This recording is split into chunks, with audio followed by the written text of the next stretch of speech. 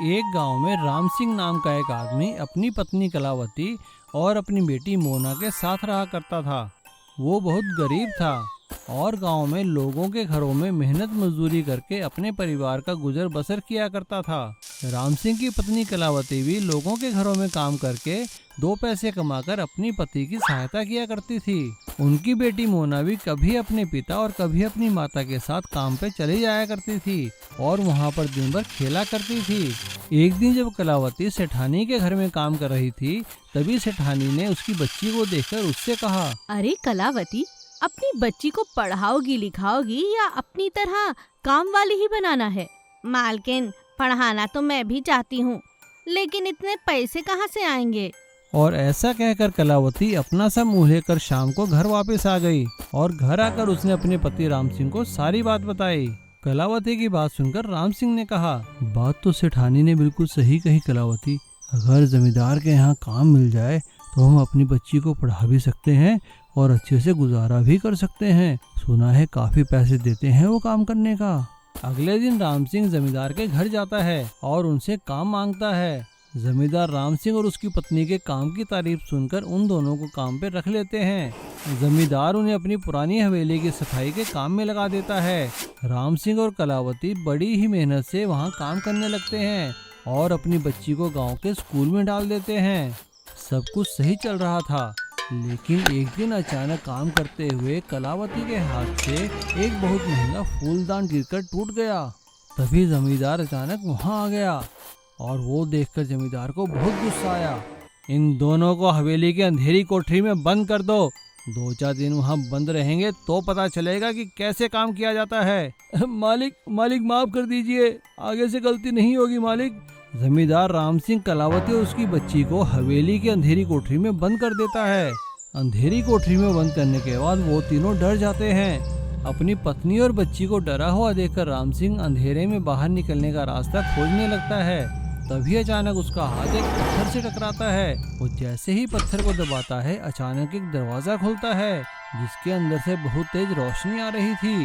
राम सिंह और उसकी पत्नी ये देखकर हैरान हो जाते हैं कि वो कमरा तो पूरा सोने और चांदी से भरा हुआ था। कलावती, लगता है ये जमींदार के पुरखों का खजाना है जिसे वो कई सालों से ढूंढ रहे थे, लेकिन अब यहाँ से बाहर कैसे निकलें, उन्हें कैसे बताएं? तभी अचानक उसका हाथ एक पत्थर से टकराता है। वो जैसे ही पत्थर को दबाता है, अचानक एक दरवाजा खुलता है। राम सिंह को दरवाजा खोलते ही एक रास्ता दिखाई देता है। वो तीनों उसी रास्ते पर चल पड़ते हैं। थोड़ी दूर जाने के बाद उन्हें सीढ़ियाँ दिखाई देती हैं। सीढ़ियाँ चढ़ते ही उन्हें एक और दरवाजा दिखाई देता है। राम सिंह जैसे ही दरवाजा खोलता है तो वो हैरान हो जाता है, क्योंकि वो दरवाजा तो सीधा जमींदार की कोठी के अंदर खुला था और वो भी उनके कमरे के अंदर। राम सिंह को अपने कमरे के अंदर आता देखकर जमींदार हैरान रह जाता है। राम सिंह उन्हें सारी बात बताता है और अपने साथ वहाँ खजाने वाले कमरे में लेकर जाता है। जमींदार खजाना देखकर बहुत खुश होता है और राम सिंह से कहता है, भाई वाह राम सिंह, जो खजाना हम इतने सालों में नहीं ढूंढ पाए, तुमने एक ही दिन में ढूंढ दिया। ये लो, ये रहा तुम्हारा इनाम। अब पुरानी हवेली की सारी जिम्मेदारी तुम्हारी ही है। जी मालिक, बहुत बहुत शुक्रिया मालिक। और इस तरह रहस्यमय दरवाजे ने राम सिंह की किस्मत ही बदल दी। भूमिगत सोने की साइकिल। बहुत समय पहले की बात है। एक गांव में हीरालाल नाम का एक सेठ रहता था। वो बहुत ही रईस था। उसके पास धन दौलत जमीन जायदाद किसी चीज की कोई कमी नहीं थी, लेकिन फिर भी उसे किसी चीज का घमंड नहीं था। हीरालाल दिल का बहुत ही अच्छा और नेक इंसान था। वो हमेशा गांव की भलाई के लिए काम किया करता था। कोई भी उसके घर पे मदद मांगने आता तो वो दिल खोलकर उसकी मदद किया करता था। सेठ हीरालाल का एक ही बेटा था। उसका नाम था लड्डू। लड्डू अपने नाम की तरह ही बहुत गोल मटोल लाडला और जिद्दी था। सेठ हीरालाल उसे बहुत प्यार करते थे, लेकिन वो उसकी जिद्दीपने से बहुत परेशान थे और उसे सबक सिखाना चाहते थे। एक दिन लड्डू ने अपने पिताजी से आकर कहा, पिताजी, मुझे साइकिल चाहिए, नई साइकिल चाहिए, आज ही चाहिए। अपने बेटे की बात सुनकर सेठ हीरालाल ने कहा, अरे हाँ बेटा, मैं तेरे लिए साइकिल ले आऊँगा। साइकिल लाने का वादा करके हीरा लाल ने काफ़ी दिन बिता दिए, लेकिन अब लड्डू बहुत ही जिद करने लगा। तो हीरा लाल ने सोचा क्यों ना लड्डू को सबक सिखाया जाए, और उन्होंने अपने बेटे को बुलाकर उससे कहा, बेटा कल रात हमारे देवता मेरे सपने में आए थे और उन्होंने मुझे बताया कि उन्होंने तुम्हारे लिए हमारे खेत के बीचों बीच एक सोने की साइकिल दबा के रखी है, लेकिन एक शर्त है, वो साइकिल तुम्हें खुद ही खुदाई करके निकालनी पड़ेगी। अब देख लो, सोने की साइकिल चाहिए तो। और लड्डू अगले ही दिन से अपने खेत के बीचों बीच खुदाई करने लग गया। लड्डू को खुदाई करते करते काफ़ी दिन बीत गए, लेकिन उसे साइकिल अभी भी नहीं मिली। जब भी वो शाम को आकर अपने पिता से पूछता तो हीरालाल उसे ये कहकर टाल देते कि बेटा थोड़ी सी और खुदाई करो। ऐसे ही खुदाई करते करते लड्डू को मेहनत करने की आदत हो गई और अब वो बिना बताए ही खेत में खुदाई करने चला जाता था। एक दिन लगातार खुदाई करते हुए उसी खेत में अचानक पानी निकल आया। ये देखकर लड्डू बहुत खुश हुआ, क्योंकि पूरा खड्डा खोदने में मेहनत तो उसने की थी और पानी निकलता देखकर उसे बहुत अच्छा लगा। और उसने अपने पिता से कहा, पिताजी पिताजी चलिए चलिए, देखिए जहाँ मैं खुदाई कर रहा था ना, वहाँ पर ढेर सारा पानी निकला है, चलिए चलिए। लड्डू की बात सुनते ही सेठ हीरालाल लड्डू को अपने साथ घर लेकर गया और उसे एक कमरे में रखी सोने की साइकिल देते हुए कहा, बेटा ये रही तुम्हारी सुनहरी साइकिल। मैंने कहा था ना, तुम्हें सोने की साइकिल जरूर मिलेगी, और ये तुम्हारी मेहनत का इनाम भी है, क्योंकि तुम्हारी मेहनत के कारण हमारे यहाँ पानी की समस्या बिल्कुल खत्म हो गई। पिताजी मैं समझ गया, मुझे सबक सिखाने के लिए और मेहनत का मूल रूप समझाने के लिए ही आपने ये चाल चली थी। शुक्रिया पिताजी। घमंडी पेड़। शोलापुर गांव पहाड़ी की तलहटी के नीचे बसा एक बहुत ही सुंदर गांव था। उस गांव के लोग काफी मेहनती थे और बड़ी मेहनत से अपने खेतों में काम किया करते थे। पहाड़ के ऊपर से देखने से लगता था कि मानो एक हरी सी चादर वहां पे बिछी हुई है, क्योंकि वहां के खेतों में हमेशा फसलें लहलहाया करती थीं। चारों ओर खुशियों का माहौल था, लेकिन एक पुराने बड़े बरगद के पेड़ के पास हमेशा सन्नाटा रहता था, वहाँ कोई नहीं जाया करता था।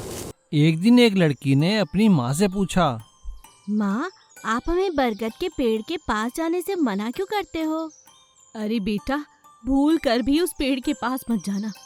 सुना है वो बहुत ही घमंडी पेड़ है, उसके पास बुरी बुरी आत्माएं हैं, वो तुम्हें खा जाएगा। देखा नहीं दूर से कितनी लंबी लंबी जटाएं हैं उसकी, भयानक लगता है। इधर गांव वाले उस पेड़ से डरा करते थे और उधर उस पेड़ को लगता था कि वो बहुत ही शक्तिशाली और ताकतवर है, जिसके कारण उसके पास कोई गांव वाला नहीं आता। इस बात से उस पेड़ को बड़ा ही घमंड हो गया था।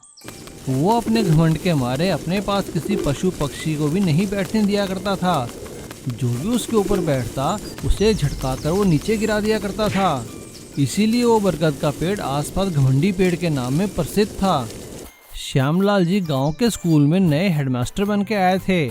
उन्हें भी गांव वालों और बच्चों से उस घमंडी पेड़ के बारे में पता चला, लेकिन श्यामलाल जी अंधविश्वास में विश्वास नहीं करते थे।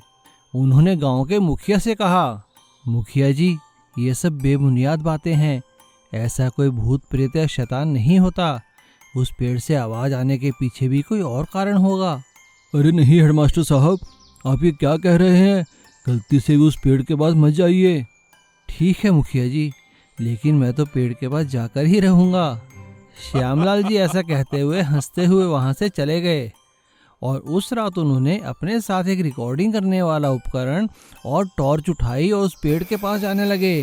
गांव वालों ने उन्हें रोकने की बहुत कोशिश की, लेकिन वो नहीं रुके। श्यामलाल जी जब पेड़ के पास पहुँचे तो वहाँ का वातावरण देखकर बहुत हैरान रह गए। वहाँ पे साएं साएं हवा बह रही थी और पेड़ से अजीब सी आवाज़ें आ रही थी। दिखने में लगता था कि जैसे कोई शैतान खड़ा है, लेकिन श्यामलाल जी ने जैसे ही टॉर्च की लाइट डाली और पेड़ के चारों तरफ घूमकर देखा तो मन ही मन हंसने लगे। ये गांव वाले भी ना कितने नादान हैं, मन ही मन ऐसा सोचते हुए श्यामलाल जी ने उस पेड़ के चारों ओर की रिकॉर्डिंग की। और सुबह होते ही जब वो गांव में लौटकर आए तो सभी गांव वाले उन्हें देखकर हैरान रह गए और उन्होंने मुखिया से कहा, मुखिया जी, आप जिस पेड़ से डर रहे हैं ना, वो कोई शैतान नहीं, वो तो एक बहुत पुराना बरगद का पेड़ है। आप जिस चीज़ को शैतान का बाल समझते थे, वो तो उस बरगद के पेड़ की जटाएं हैं। और रही आवाज़ की बात, उन जटाओं में से जब हवा गुजरती है तो अजीब तरह की आवाज़ें आती हैं। वो कोई शैतान की आवाज़ नहीं, हवा और पेड़ की आवाज़ है। श्यामलाल जी की बात सुनकर मुखिया गांव वालों के साथ उस पेड़ के पास गया और देखकर हैरान रह गया कि जिस चीज़ से वो डरते थे वो तो सिर्फ एक पेड़ भर है। घमंडी पेड़ का घमंड टूट चुका था। अब उस पेड़ के तनों के साथ बच्चे झूला झूला करते थे और वहाँ पर हमेशा रौनकें रहा करती थी।